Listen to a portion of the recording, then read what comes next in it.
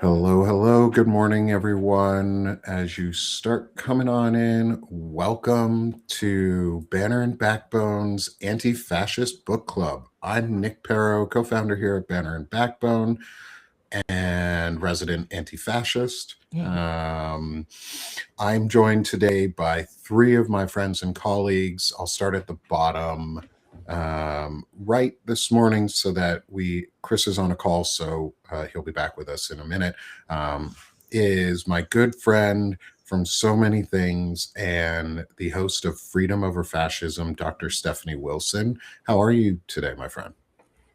I am anti-fascist today. Nice. Good. Yeah. And now you were telling me about a live you did on Thursday, and I had only seen half of it, so now I got to go back and watch the rest. So I'm really interested in that. But otherwise, it's not all good because the world sucks. But it's true. But is the world on fire? Is the world on fire? I haven't noticed. Right. Well, it's flooded. I mean, it's underwater clearly in Washington, and it's I don't know if the fire started in Colorado. It's just we'll just say the world is not in a mix of being on fire and being underwater. And I always wonder, like, why can't we take the places that are flooded and bring the water to the places that are burning or drought? Just helicopter it over. I mean, seriously, like, I don't know, just gotta rake it. You gotta rake those leaves and rake the forest. God, rake it and unleash the water. Just unspigot the spigots. Right? Spigot the spigots. Open the spigots like nobody's ever seen. All right. God help us. I know. Yeah. We can't get help us. Right? It's good to see you, Stephanie. Thank you for being anti-fascist this morning with us and joining us on Friday, as always. I might do this a bunch today because my brain's a little scrambled, but I'm very pleased to be here. Good. Thank you. And it's okay if your brain's a little scrambled. I understand. Yes. I understand better than most. So I know you do. We give space for our friends and we let them have bad days too, even when they join us. And we're going to make it a good day. So we're going to help you have a great day, Steph.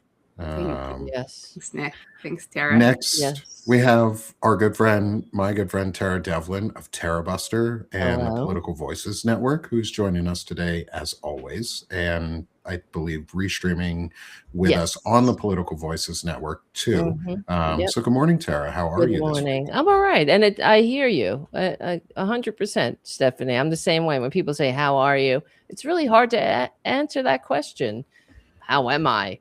I'm like, look around, everybody. That's how I feel. But it's also really hard to separate yourself. Like some days I put my devices on do not disturb because I was getting all of the Substack, and I was just like, no, I need a few hours without the notifications. Sometimes you do. Yeah. So that's what I do sometimes. Just turn off everything and I'll binge watch something that has nothing to do with anything that we're talking about, just to get out of the chaos for a minute. And in fact, a friend of mine was over my house just right before the show, and we were talking about, and she's a really wonderful person, kind, sweet, generous, and she's talking about she's walking around feeling rage, and this is new to her because she's not a rageful person, but it's everything around us is really hard to separate. Of course, we are one, as the Buddhist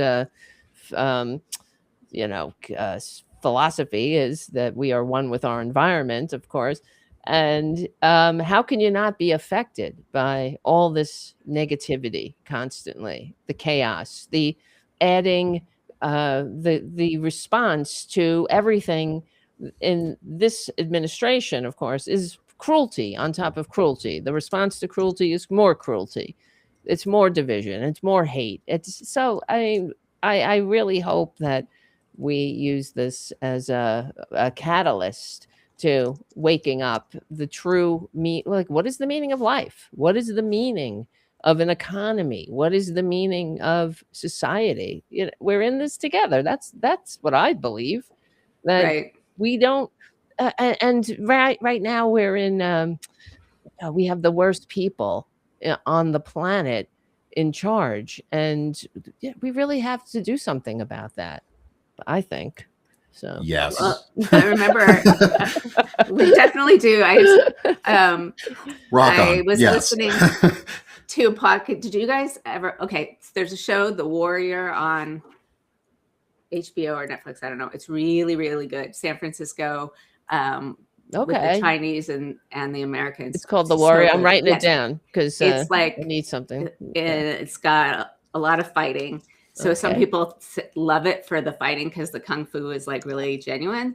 But anyway, so I was listening to a podcast with the actors, and the show is made by Bruce Lee's daughter, and they were all talking about like what an amazing person he is, and apparently he was, and his philosophy was to be like water, to always be like water. And when you think about it, like it kind of helps both the flexibility and and your ability to sort of drown, but also to swim.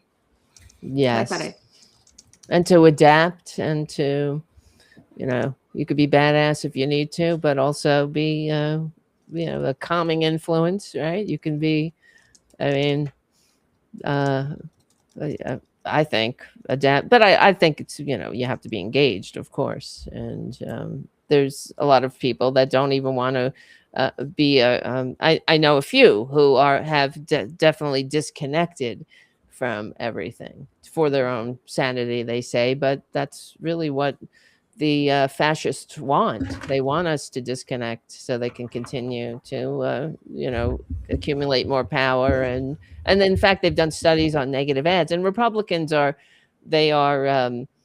champions of negativity, of course, and negative political advertising. And there's studies that show that people, the more negative ads, the less people vote. So that's by design. They do that on purpose, of course, because they want you to disengage. So, yeah, Disengagement is key. Uninterest and feeling like it's inevitable, so that you're not going to do it, is key. Yep. And Tara, I think you helped break that myth down a lot too. So thanks for joining us as always. Thank you. And perfect timing, and this is why I did it this way, is we're back with our good friend Chris Goldsmith, who is, I have up in the left-hand corner, the Veterans Fighting Fascism QR code. That's one of his nonprofits and the organization that helped fund all of this and set all of this up in terms of building the original book clubs and the list and the research and all of the efforts that have gone into it. And I'm so glad to have gotten to know Chris so far, and be able to work alongside him throughout all of this. He knows a lot. He's an expert, and would love for you to just reintroduce yourself again, Chris, for everyone, and say hi today. Good morning, my friend. Good morning. So I was on the phone with the FBI just now, which is why I was a black screen. And okay. I'm just smiling because Nick and I are sitting here wearing Antifa flags on our shirts, like as I was talking to an FBI agent. Some Yahoo thought it was a good idea to threaten me and my wife. And oh wow, no. I don't know why people do that, because they usually go to jail. So And why? This is what always gets me confused. Why threaten you? Why? Because most people online who make threats don't threaten professional researchers who specialize in hunting Nazis. I mean, like you're doing a good thing. You're contributing to the world. You're trying to make the world safe for democracy. You're a patriot. You're somebody that's trying to help the person that's threatening you. and everyone. That makes a lot of fascists very upset. Yeah, that it's I'm doing crazy. That. That's why I never understand. I never understand. Like, what's your problem? Like, oh, we talk about, leaving no one behind. We talk about a society that works for everyone. Wow, you must be pissed off. It's incredible. Yeah. I have a question, So Chris.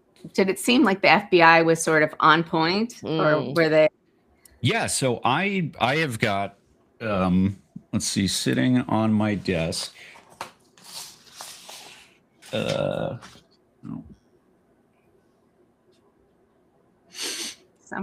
Somewhere. Uh-oh. Oh, we lost your voice. Muted. Uh-oh.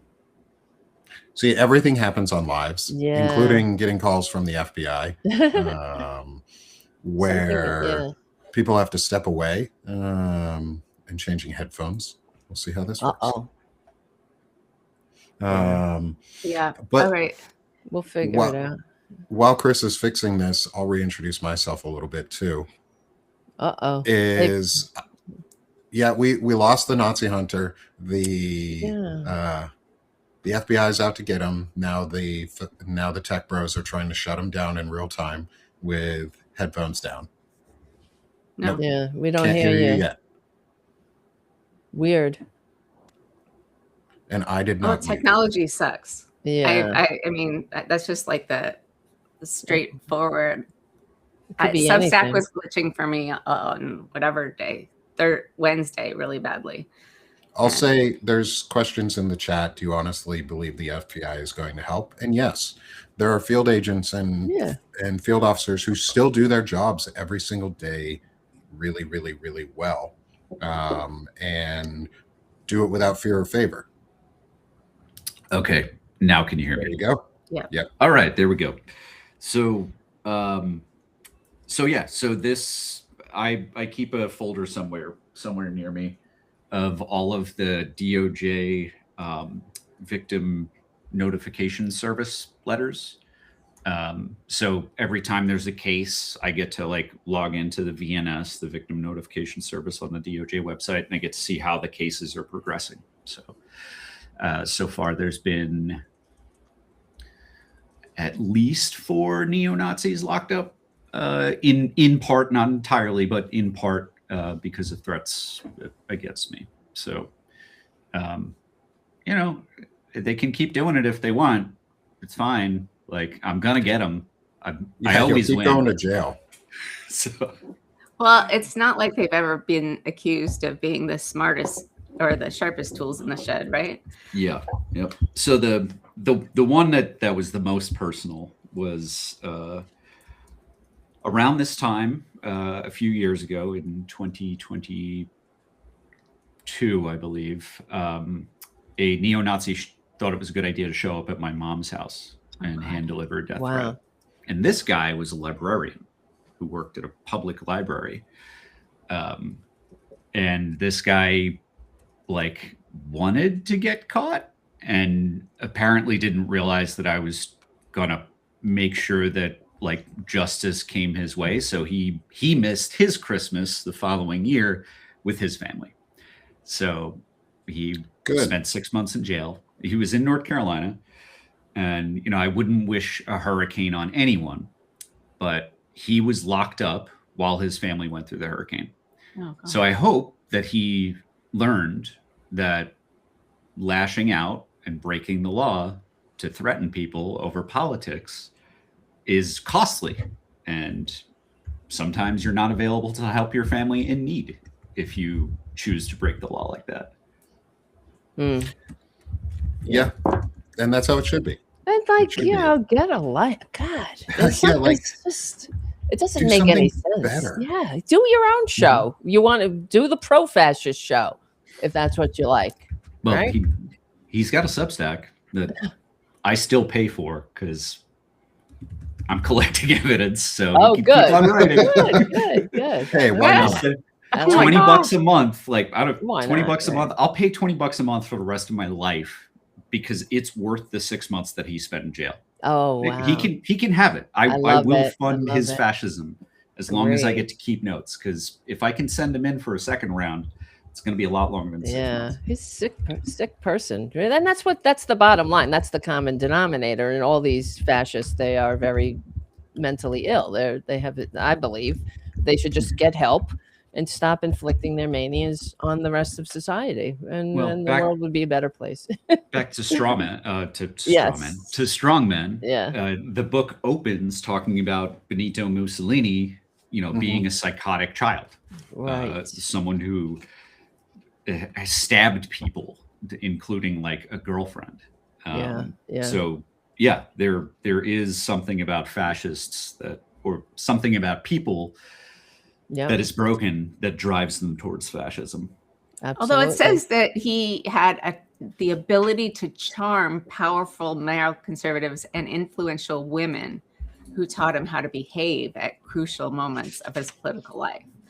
So I guess stabbing people is as a child, way to behave. It just goes to show you, what kind of child, if a child is stabbing people, I think that would be a red flag for getting that child. Yeah, it's one of those like they kill cats, they kill and skin animals when they're kids. Like those are warning signs that psychologists have been telling us about for decades now. Yes. This is a narcissistic personality. There are some really bad traits that probably associate with this. However, it can be helped. Like, you're not a lost cause because you have some evil tendencies as a kid. You can go to therapy and you can learn and you can get assistance. And if you take those lessons, you might not turn out to be a strongman asshole. Or a serial killer. Or an abuser and a rapist and a pedophile in chief. And I'm Nick Perro. Welcome. Hey, y'all. I hate fascism. And it's been a fun week because, Stephanie, you alluded to it. I got into a fight I'm helping get into a fight with Michael Cohen, with Zev Shalev. Not really a fight, but just calling out truths and facts around abuse and different cases and foreign influences and the types of things we actually see in how some of these fascist leaders came into charge and into power, like the military coups in Africa that took it was the Congo, I think was writing about in the second chapter, was where we kept paying for, I think it's Zaire. Let me get the actual, but we kept paying for a dictator who came into military power, who claimed to be a nationalist, but kept all the foreign corruption and took all the money. Like, we're seeing this same types of behaviors. We did that in South America a lot too. Yes. And I'll make sure I get the location right for where the takeover was, because there were a couple of them, military coups in the last decade. And I think we're going through a mix of both all at once, because I think this group of fascists, as much as we call them dumb and like demean them when we can, is they're not really dumb. They've learned really important lessons of their own from history. But they just took the wrong ones, at least, especially in our views. They took the pro-fascist, pro-strongman views, and are using, I think, both the soft power coup and the military coup in conjunction, rather than either separating both or waiting to do one or the other. I think they're trying to do both because they know they only have a certain amount of time. What do you guys think about that? I think they are in the consolidate. I agree, and then they're in the consolidating power stage. But I think that power is consolidating quickly. Yes. And the people who are the Cash Patels, who are laughable, will be replaced by people who are far more evil and far more useful. So even, with Trump dying, JD Vance the whole system will have been put in place, so it won't matter that much. That's my thought on that. That we can't be like, oh well, Trump's really sick, he's going to die in the next 5 months. Okay, great. That's, I mean, good, but these strongmen, particularly this one, has built an entire system beneath him, and the only thing we lose without Trump is his cult of personality. But by then, power will have been consolidated, and it won't matter anymore because there's so much strength in the state. Well, and the other thing is that what I think is that the Democrats are not sounding this alarm enough, and and partly that's how it's getting normalized. The damage that they've already done with Project 2025 is extensive, and that has to all, if we're going to get this country back and make it so it works for more than just the billionaires, then these are things we have to rectify, and including the corrupt and illegitimate Supreme Court. So that validates this coup, that gives more power. When you, even back when Dick Cheney, when they were talking about the unitary executive back in the day, what is a unitary executive? It's a king. That's what they were talking about. It's doing away with checks and balances, and it's anti-American. It's fundamentally un-American. That's how it has to be messaged, I believe. The founders fought a revolution for these checks and balances, and they're completely turning it us back into a dictatorship. So yeah, I don't know. What do you think? Did you guys see Chris Armitage wrote an article this morning about how all the data on how the 2024 election was stolen. Zev has done a lot of that work also, and there was another guy who said This will hold is another great one. Okay, data. This will hold has been trying to get it in front of the DNC for a year, and they won't acknowledge it to get the data from the election to even pursue it. Wow.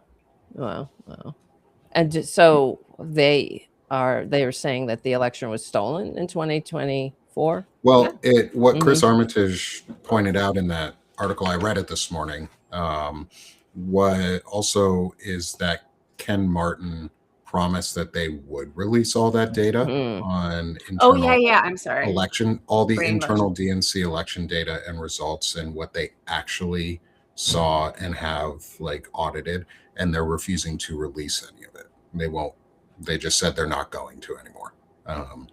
And I think that's a huge red flag. Yeah.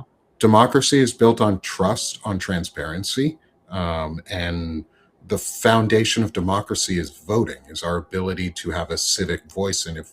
And I think we all miss the final part of voting is also validating the vote. And I think that's a huge problem, is that we're not validating our vote right now. We're just saying, trust me, bro, this was the result. Right. And whether I believe the election was stolen or not doesn't matter. I just want the data. I want to see, is it true or not? And was there manipulation? Because we don't ever ask that in our country anymore. And Chris, jump in on this. I don't know if you've read the article or not. I have not, but as someone who has been on the front lines of fighting disinformation for over about a decade now, I am very concerned about where this conversation's going. There is no credible evidence that the election was stolen in 2020 or 2024. Yeah. None of the people who are presenting supposed evidence are credible in any way. There is no evidence that it was stolen. There's a lot of evidence that Joe Biden shouldn't have run. There's a lot of evidence that despite everything, as terrible as Donald Trump was, 70 or 80 million Americans really fucking love the guy. That is why we lost the election, because a lot of people don't understand what fascism is and think that if it happens, they're going to be winning out. Again, Well, like I just want to like be very, very, very clear about this. Yes. I've never seen anyone with any level of credibility present any evidence that remotely compares to the fact that people didn't want to vote for Kamala Harris. Like that's it. That's the whole story. Yeah, and I want to make sure. Well, for me, I just want the data. That's really what I want. I just want I just want validation, because that's part of our democracy. Like, we have taken the key step of voting and validating out. And for Americans who want to be able to vote and trust that the vote was true, like take Washington State, they hand count every ballot. They do mail-in ballots. They do all paper. They count them by hand. They audit them and certify them through a counting system, but they then validate that the counts were true. And all of this is just to discourage voting and discourage trust in the system. Yes. And I just want trust. Like, whether it was stolen or not is not the question that I care about. The question I care about is, do we trust that the results are true? And if we can't trust, then people are more inclined to stay home, and they're more inclined to not vote, or they're inclined to take other forms of voter suppression, such as gerrymandering and vote roll purgings and things like that, or what Jack Smith is talking about in the House and revealing evidence on the interference in the election. And I think the 2020 election was stolen in a different way and not through specific vote manipulation. And I think this is just one step. Is like, I want to make sure that we have trust in the institution of voting and the institution that democracy is. And I think that's really, for me, that's what it comes down to is the vote right? And if it is, okay, he won, let's get him the fuck out. If not, then there are constitutional remedies to stolen elections that we can fill without violence. There are ways to overturn elections and basically redo the results of it and have the House install a new president. That said, that's a really far discussion. And I am promoting some of it on Banner and Backbone and saying it is a bold strategy if we wanted to go that way. But we need truth. We need truth on what the data actually is. And if it's not stolen, at least through the vote count, okay, we remove that as a possibility and we move on. I want people to be aware, because I do this myself. Sometimes we fall into the Tucker Carlson just asking questions here, right? Yeah. And that is a way to inject doubt in the elections that are secure. All of the evidence that exists says that our elections are secure. Just asking questions about whether or not they're secure when there's not evidence that it's not secure, that is undermining people's faith in our electoral process in a way that is counterproductive. Hunting for the truth when we already know the truth, and that is that we have free and fair elections in this country, at least right now, that is undermining our democracy. Like, it's kind of the same thing as, like, you don't hear me, usually, sometimes I slip, you don't hear me say, like, the media is broken, the media sucks, the mainstream media doesn't do X, Y, and Z. Because I'm siding with the fascists when I do that. I'm undermining faith in our institutions. And we need to be specific. If there's a specific problem with a specific machine in a specific district, like, let's focus on that specific machine. If there's a problem with, journalists who wrote one story that was fucked up, we shouldn't condemn all of the media for that, because we're undermining key components of our democracy. Like, defend institutions is one of the rules from On Tyranny, right? we are doing the fascist job for them when we entertain conspiracy theories. Well, I'm a big critic of the media. When I read the defend institutions, I read it as the institutions like our like the Social Security Administration, the VA, and things like that, not necessarily corporate media. Because I think that the media is big part of the problem. And even, I mean, if the fascists, I understand what they're criticizing it from another point of view because they think it's all fake news. I think it's, corporate news. It's pro billionaire news. It's pro, kiss up, kick down news, in my opinion. So, yeah. Yeah, Chris, I get you. I do want to push back in a slightly different way than Tara did, which is while say the big corporate media that are the institutions showed for years that they were covering politics. They were covering the odds, not the stakes. Yep. And amen. So I think we shouldn't condemn media, especially since we are part of a new media ecosystem, but we should have eyes wide open. For instance, David Brooks just wrote an article on a column in the New York Times, like basically saying enough with this Epstein crap already. And lo and behold, he's in it. But he's in there. But most people, I think I can fairly say this. Most people, I'm not saying most readers of the New York Times, but most people do not understand the firewall between the opinion desk and hard news. Right. So David Brooks lost his credibility. He's a columnist. I don't give a shit about David Brooks. Like we shouldn't give. But we should give a shit about local news. And Sinclair has bought almost all the local news stations in the country. Right. And they're forcing that kind of data is important. I mean, I totally get where you're coming from. And I actually regret,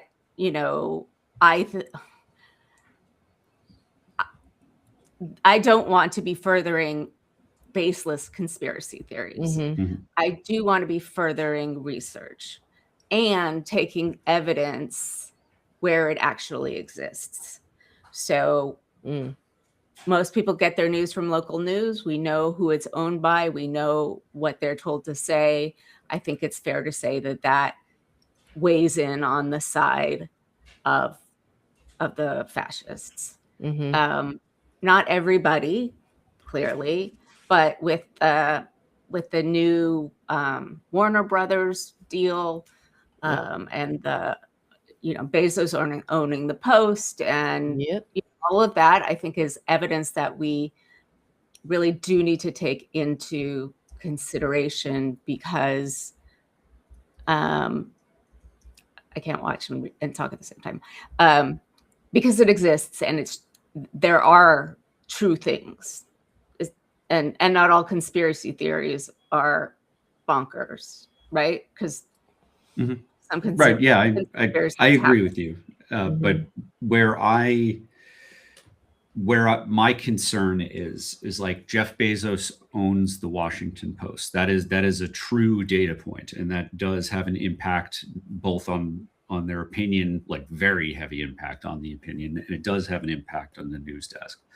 But it does not mean that the Washington Post is inherently corrupt, right? And that is the same type of clarification that we need to make when we're saying that there are problems with something in the elections.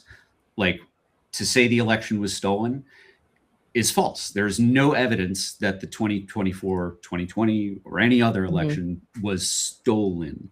That is a lie. That is harmful. And we should not promote that idea. That is a harmful conspiracy theory that we started, talking about suppressing votes in the very beginning of this conversation.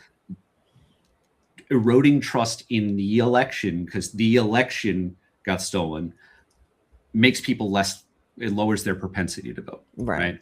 So when we say that there are like questions about the election, I'm of the opinion that it's better not to raise those questions without speaking very, very carefully than to speak in terms that our audience might misinterpret or might misunderstand. So let's say it in a clearer way, at least from my opinion. From talking to This Will Hold and getting to hear from her specifically is, and I said this while with T on the live, was even if the data is not there, and I'm the one asking I want the data, was I asked her the follow-up question of, no matter what is the action that you want to accomplish from this? And it was, we want active measures put in place that provide either hand recounts that shift us to paper ballots and hand counting systems like Washington and mail-in voting. So there is a goal of hardened election security and more trust that she's trying to build with at least her research. And I want to make sure, at least for T, I point that out because I've spoken to her. And that, I think, is part of the important distinction, is the election process in the US in general has been corrupted in ways through gerrymandering, through roll purges, through other institutional mechanisms to suppress the vote already. We need ways to guardrail and encourage that vote by doing things like, hey, let's do all mail-in paper ballots like Washington State does, where they really trust their process. You don't see a lot of need for recounts in Washington because they automatically count and validate. And that's it. For me, the validation process, the ability to have a hardened guardrail system that actively triggers and is not a passive responsive system. It just automatically, we recount and hand count all of our elections, because that's what we should do in a democracy to build more trust. And I think, Chris, you're making a really good point, at least for me, is how do we word this correctly so that we don't undermine what we're trying to do? And I don't want to undermine the electoral process. I want to harden it, make it more accessible, and make it more trusted by folks. And I think this rolls into a lot of what happens in, at least in the intro or the first chapter around Strongmen, in the takeover is how do we break some of those elite corporatist institutional takeovers, such as the corporatist and elitist takeover of media and the consolidation of media under far-right influence and pro-fascist influence. I'll say the New York Times, only because I know some of their history just from reading, not picking on the New York Times in a bad way or any way right now. They have had a history of being pro-fascist at times because, just like other institutions, their leadership decided for that company that we're going to promote pro-fascist ideology. We're going to suppress anti-fascist and pro-democracy ideologies. And I think, Chris, you're really right on the nuance of like the discussion on how we frame the truth in the correct framing.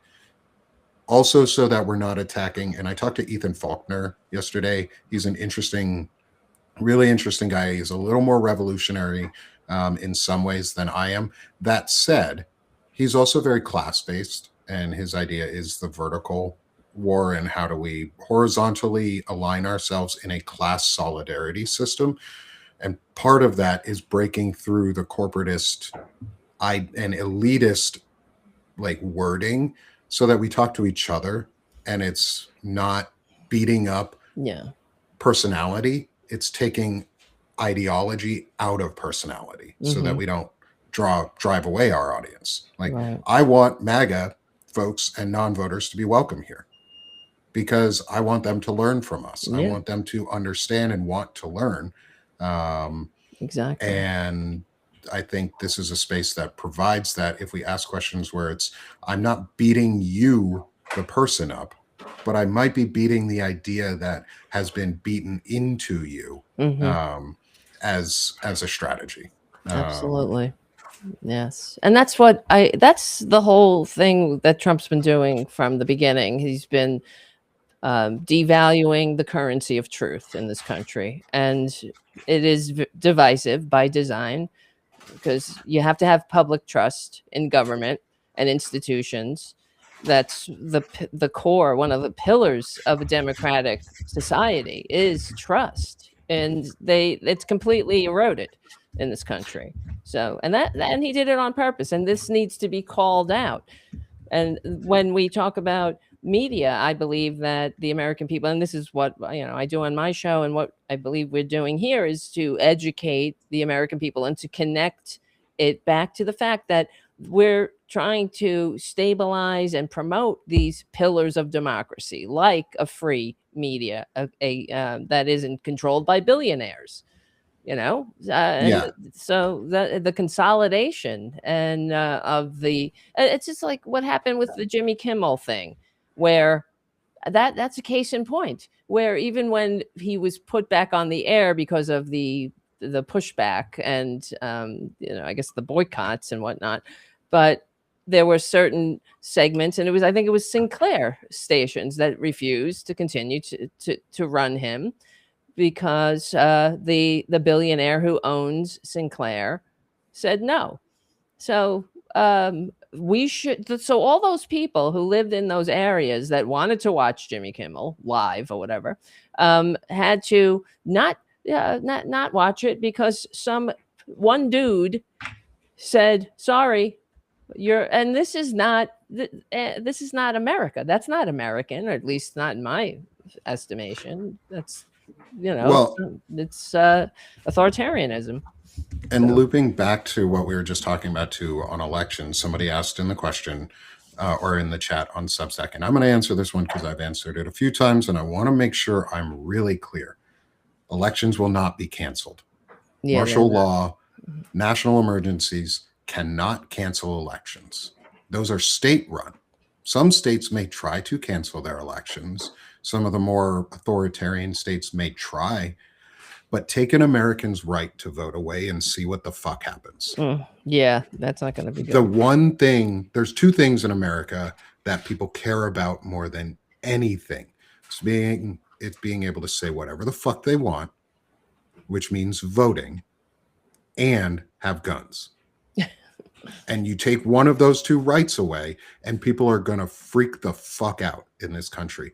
You take one of those two rights away, specifically from white people, you're going to see a revolt from the conservative side in a way that they're not prepared for.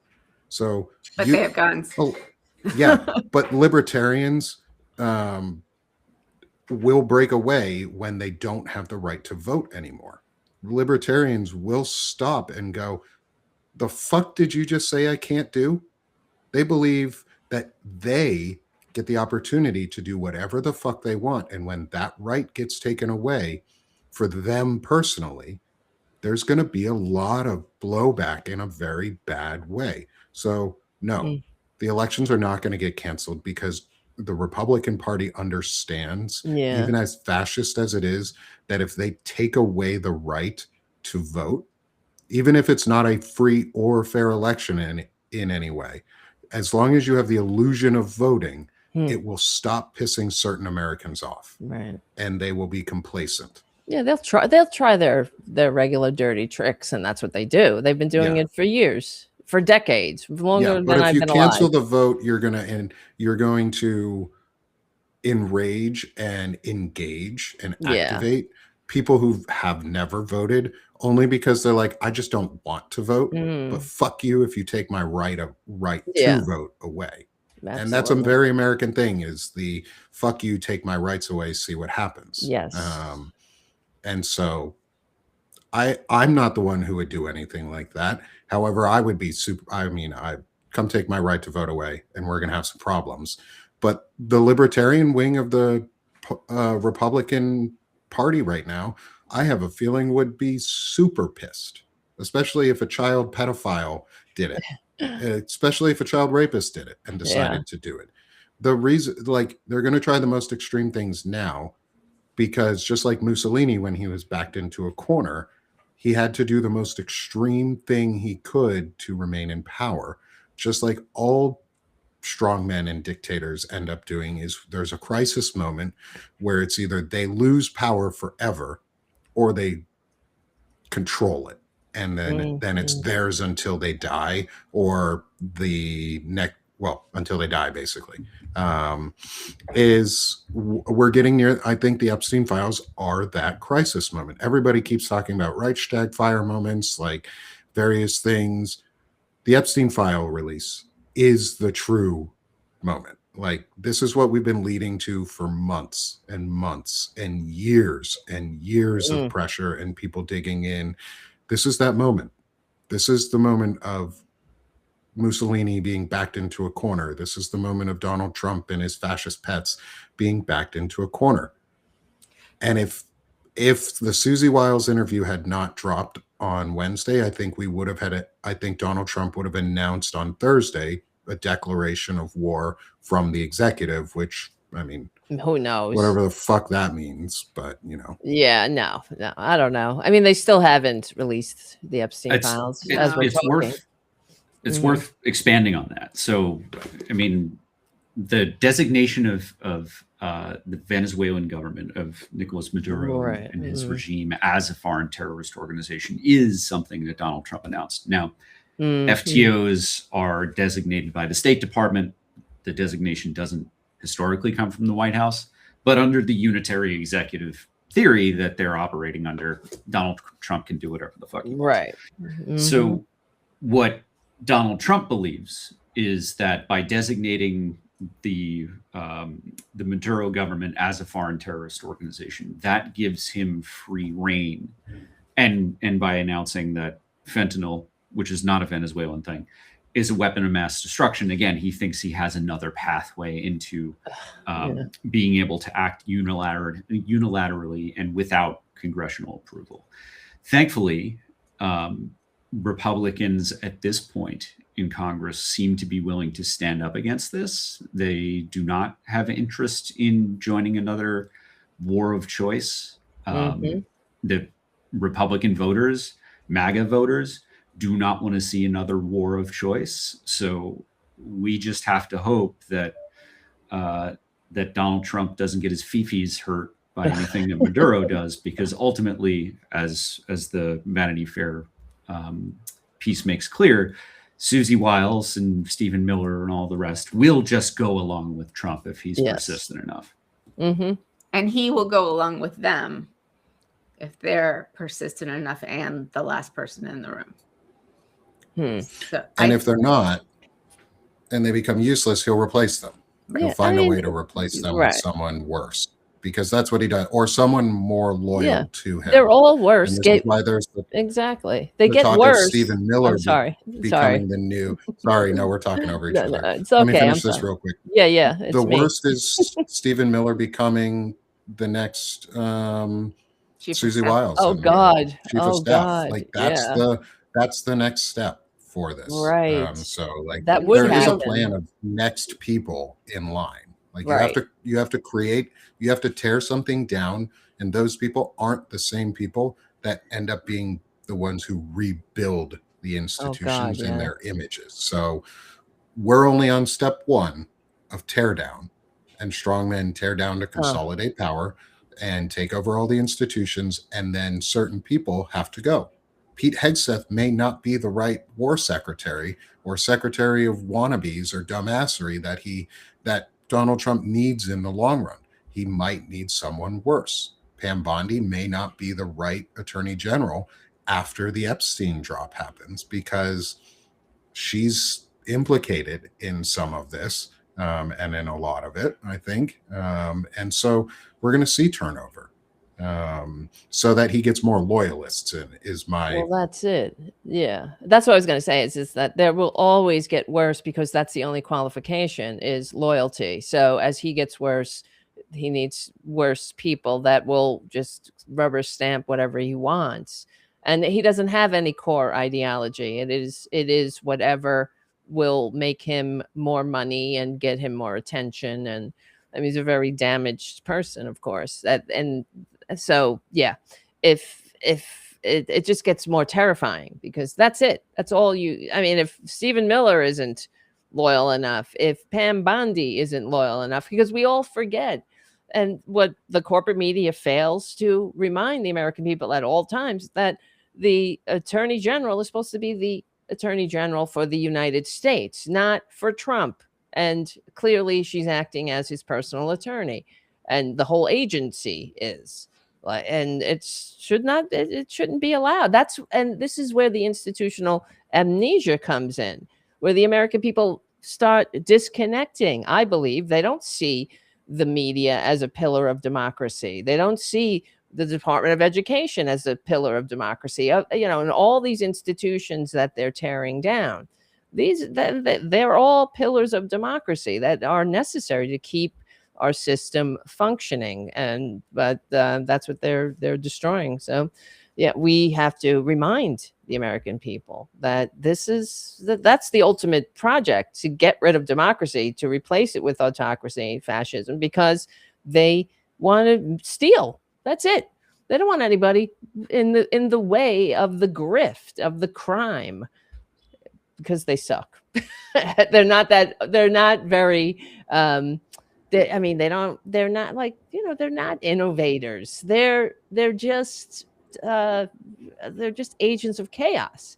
They just want money and power, and they don't want to have to consider the general welfare, or whatever it might be, or the environment, or the future, or all the things that they're doing to set us up for failure is just so should not be tolerated. Yeah. We Lefty Prof in our chat on Substack says the laws are already on the books for those media monopolies. We just have to enforce them.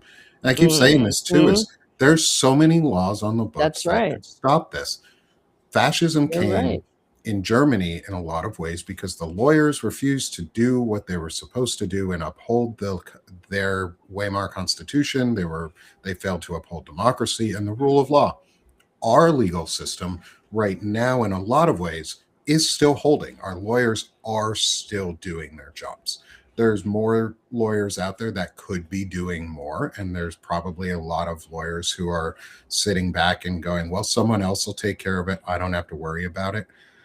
Your civic duty as a lawyer is to uphold the law. You take an oath to uphold the constitutional law and the order, which means, hey, let's start prosecuting some of these people. Chris talks about it all the time, is hold legal consequences and punish and have punitive measures and accountability in real time.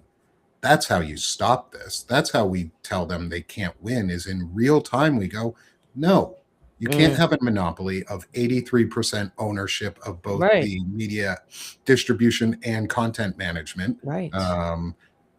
Like, that's illegal. And TikTok and yeah. And that's where we need to stop asking ourselves, who's going to come and do it and who's going to help us. Is part of the book club is reminding you that you are the one who's going to do it. You are the one who's going to help us. We are here on a national level.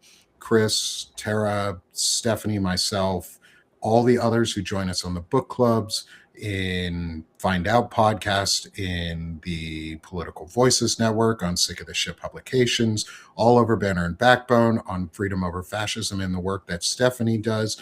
And I don't know if you're still part of the Democracy Coalition. The Democracy Group. Yeah, I Democracy Group. Yeah, they have a bunch of other podcasts. Those are all works that we're doing on a national level to help re-inspire and reclaim patriotism and a service mentality, where sometimes we have to remind ourselves. I am Melissa Corrigan and all the work that she's doing around flock safety. She is a local reporter doing national work, both. More people can do that. We want to inspire and get more of you out there to just do it on your own. Be the reporter that you think needs to be there, and then put it out. You have this tool called Substack that lets you do it for free. And you should. And then let us know that you're doing local reporting, and give us your sources and what you're talking about, and we'll help spread the news. And that's what we can do on a national level to help everyone locally get stuff out there. And part of that, because we're closing in right at the top of our hour mark for the show, we like to keep these to about an hour long. Give everybody their time on Fridays. There's a lot to do, a lot going on. But I want people to sell themselves. First, I'm going to sell Banner and Backbone like I was just doing. Come join the network. Come support the growth here so that we can host additional book clubs that are maybe the fiction books that drive anti-fascist content and are playbooks for anti-fascist material, or start the secondary anti-fascist training series through Veterans Fighting Fascism, which I want to be able to expand into and have more options for. So please come support the Banner and Backbone network and help us grow as we continue putting out information and all of the content we can. And then come support me, Sick of This Shit Publications. That's my home outside of here. I'm going to go top down, left to right, and end with you, Stephanie. Come support me at Sick of This Shit Publications, where I'm doing masculinity talks and what I'm calling the new and intelligent masculinity. It's a new manosphere. It's a place that doesn't suck. Everybody needs to watch the live from yesterday. With Nick and Walter and okay, my brain is deceiving me. Help me. Oh, Eric and Evan Fields. Yeah. So yesterday I did a live with Walter Ryan, Dr. Eric Lulov, and Evan Fields. I was just talking to Evan about a really tough family crisis he's going through right now, and a tough possible divorce that he's going through. And we just gave him the space and we just talked, and it was, we let each other feel our emotions, and it was a positive experience for all of us. And we got so much love and support from the community, and my publication's on a 60% sale right now. So come join Forever at 60 off. Next, we got my good friend over here who has helped fund all of the research that goes into the work that we're now able to do. The creator of Veterans Fighting Fascism, Task Force Butler, a host on the Find Out podcast, and his own On Offense with Chris Goldsmith. Chris, sell yourself a little, my friend. Thanks. And I have a hard stop, so I'm going to have to jump immediately. I apologize. Glad I got to you next then. Yeah, thank you. The latest episode of On Offense features General Honore. He is the general who became a household name after he responded to Katrina. He led Task Force Katrina. The thing that he is most known for is literally jumping out of a helicopter with a big fat cigar in his mouth and yelling at a bunch of service members and cops to lower their weapons. Yes. In this moment, like, there's no better person to hear from. So you can check out On Offense with Chris Goldsmith. My first name is spelled with a K. Anywhere that you listen to podcasts, on Substack, on YouTube, it's on the Valor Media Network.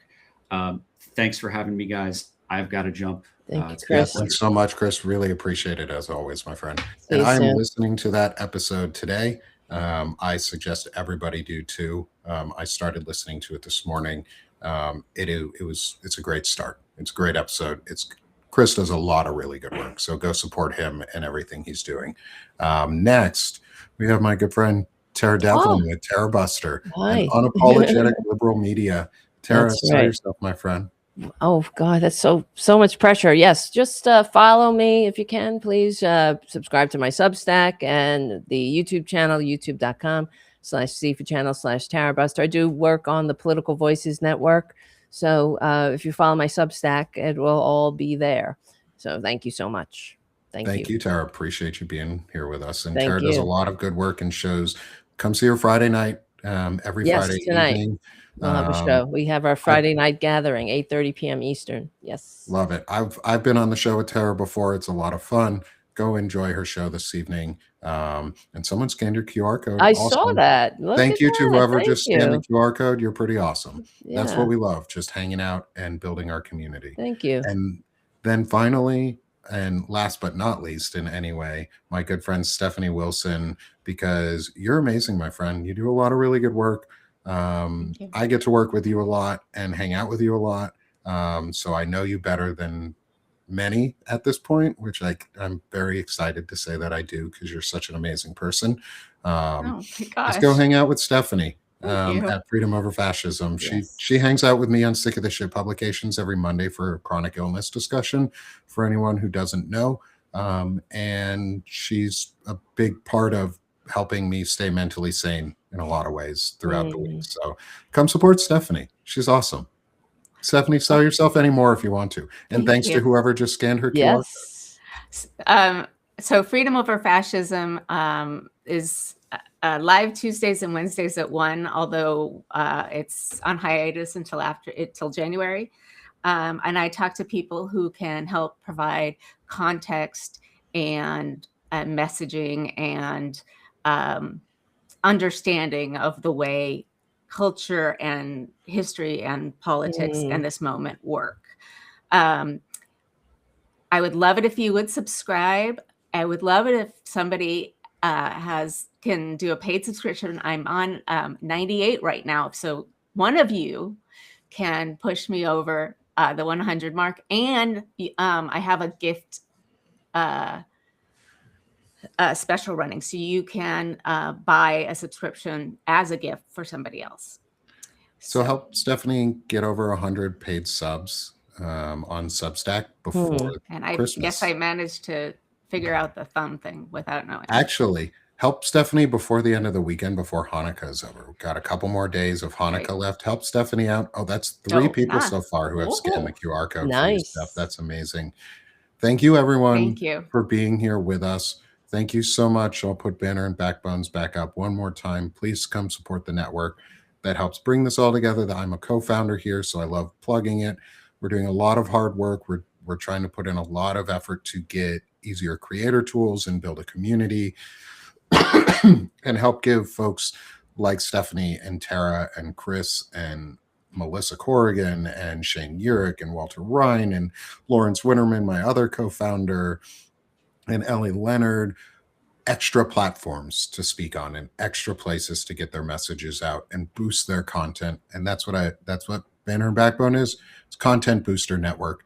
Let's go boost each other, help grow and support new media that is not fascist corporatist owned and who wants to break through the strongman facade that is ruining our country. So thanks everyone for joining us today. Thank you. One final programming note: we will be off next Friday. It is the day after Christmas. We will be back on the 2nd of January, right in the turn of the new year, for our next discussion into Ruth Ben-Ghiat's Strongmen, where we will be going into probably chapter 3 to finish out part 1 of the book. And so everyone, have a great rest of your Hanukkah. Have a Merry Christmas. Have a Happy Kwanzaa. Have a wonderful New Year. And we will see you Happy all. solstice, too. Happy solstice. Happy Boxing Day. Happy day to everybody that celebrates a Saturnalia. Don't forget Saturnalia. Saturnalia. Anybody who celebrates a holiday during this time, happy holidays. We appreciate all of you. Stay engaged. Stay activated. Talk about the stuff that you've learned here in this book club at home. It starts at home and is local. And spread the knowledge. Start your own book club. And we'll see y'all on the 2nd of January. Thanks, everyone. Thanks, guys. See ya.